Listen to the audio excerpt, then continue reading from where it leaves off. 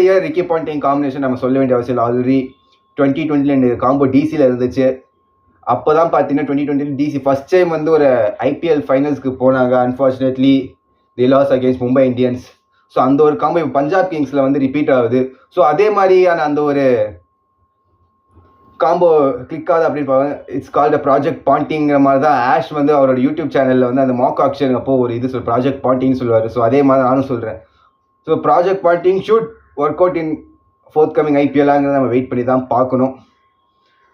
அது இல்லாமல் இப்போ பிளேயிங் 11 அப்படி என்னோட ஓரளவுக்கான ப்ரிடிக்ஷன் அப்படின்னு பார்த்தீங்கன்னா like Prabhsimran Singh along with ஒரு ஓப்பன் பண்ணுறதுக்கு சான்சஸ் கொஞ்சம் இதுவாக தான். Prabhsimran Singh open along with யாரோட ஓப்பன் பண்ணுவோம் அப்படிங்கிறது எனக்கு சரியாக தெரியல. பட் ஸ்ரேயஸ் ஐயருக்கான சான்சஸ் நிறைய இருக்குது.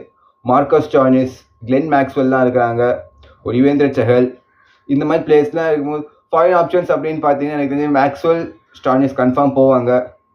அது இல்லாமல் மார்க்கோ ஆன்சன் இருக்கார், ஒரு அஸ்மத்துல்லா உமர்சாய் ரீசெண்டாக சாம்பியன்ஸ் ட்ராஃபியில் ஒரு நல்ல பர்ஃபார்மன்ஸ் இருந்துச்சு. மேபி உமர்சாய் கூட மேபி போகிறதுக்கான சான்சஸ் நிறைய இருக்குது பிளேயிங் 11ல்.